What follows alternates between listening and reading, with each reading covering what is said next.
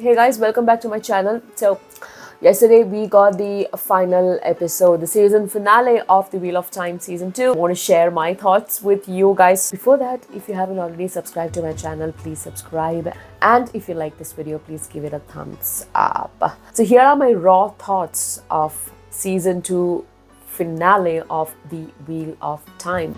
I loved this episode. Now, this is the finale that we've all been waiting for. We didn't get in season 1. It was kind of a damper, and you can see that in the IMDb ratings. But if you go and check out the IMDb rating for this one, it is 9.2, a whopping 9.2, and I am so in agreement with that. I gave it a 10 out of 10, and if there was an option for me to rate it higher, I would do that, because this is everything and more that I wanted from a finale. It did feel like a finale. It did give us a lot of answers, a lot of satisfying conclusions on some timelines. For example, like Gwen's timeline. It was totally an episode which was worthy of a reaction video. I watched it with my husband and some other Wheel of Time enthusiasts like Kiran and Pratik on Amazon Prime as a watch party, and my husband and me, we were like, oh my god, we were just jumping around for some of the scenes, like,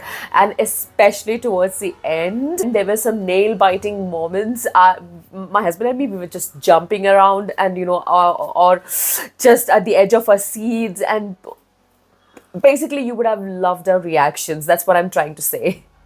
But unfortunately we were not recording our reactions, so here I am with my thoughts.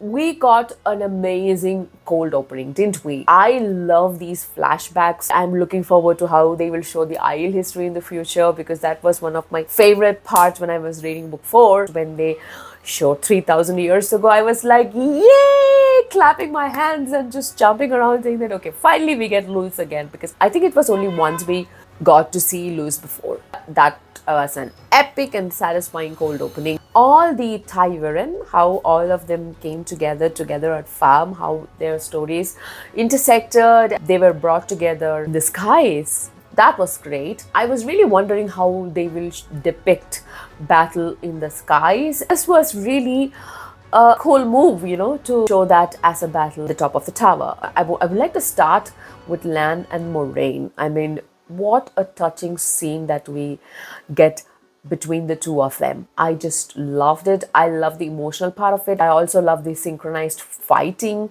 Finally, we got a Lan scene which actually contributed something to the plot, because in the previous episodes, as I think the entire season, I really did not care for Lan much, but this episode was different. We really got to see Lan back in his element. And Lanfear and Ishamael, what great actors, both of them, especially Lanfear. Oh my god, she has got the swagger that really we will expect from Lanfear.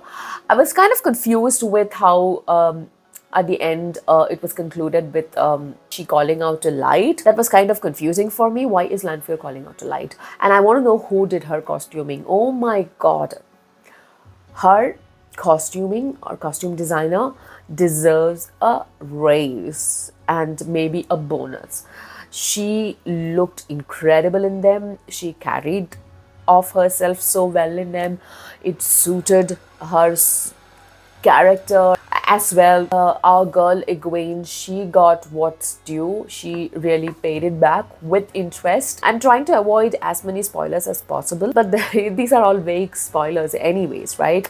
But I don't want to be too specific, so that's why I'm using very vague terms. When she realizes how the connection between Suldam and Dam and Damane works, that was really awesome. And the boys, oh my god, the boys finally got their due. They had enough screen time. I hope it continues this way. I was really devastated by Perrin and Hopper scene. I knew it was coming, but I was not ready for it. You know what I mean? Rand, oh my god, Rand was really good, especially when he was confronting the Shanchan, Turak. Brilliant scene. I was just cheering my lungs out for Rand in that scene. And finally, I want to talk about Matt, my favorite character from the books. Matt, he kicked ass, right? Again, I knew what was going to happen, but still, the scene was so well played out, so well written.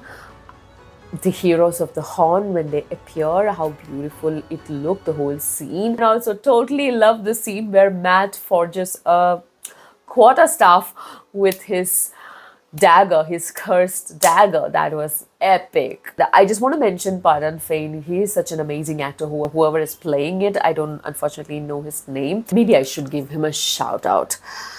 Wait a sec. Johan Myers.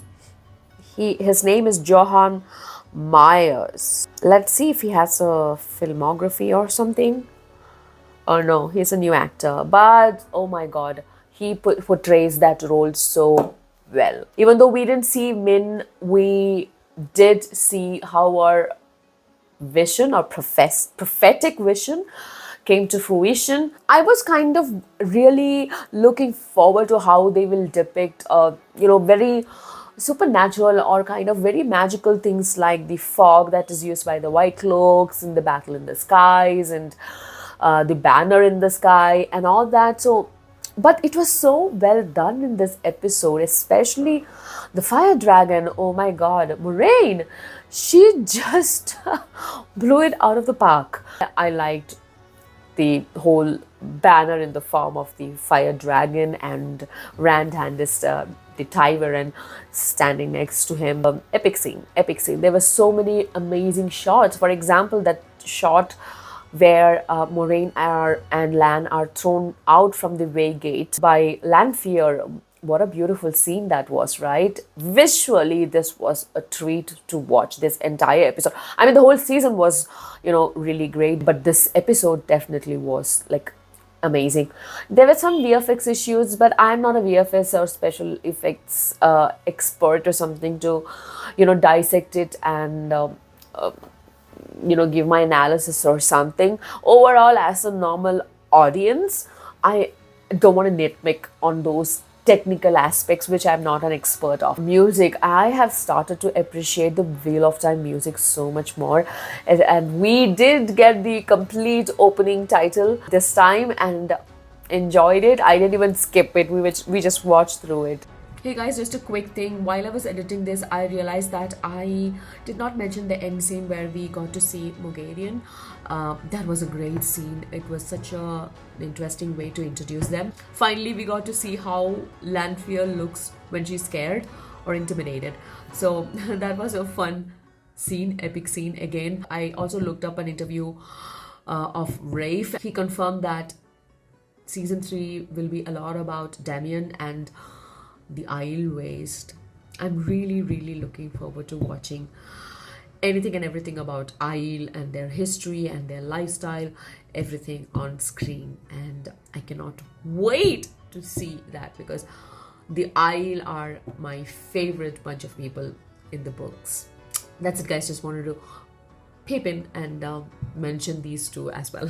I was actually wondering about how the makers would pack in so much content in just one episode, because what happens in Fallen is a huge long sequence, a lot of things to cover. They actually delivered, they just gave us what we were expecting for a banger of an episode. Season 3 is now definitely confirmed. I think the wait period is 2 years at least, which is kind of sad. But if they are giving us this great material, then I'm ready to wait for 2 years. Maybe I can complete the book series and possibly reread it as well. Tomorrow we have a live discussion scheduled. Kiran and I will be there as usual discussing about what we thought about the episode. So join us. You will get more detailed insight into what both of us thought about this episode, and maybe you can come in and comment what you thought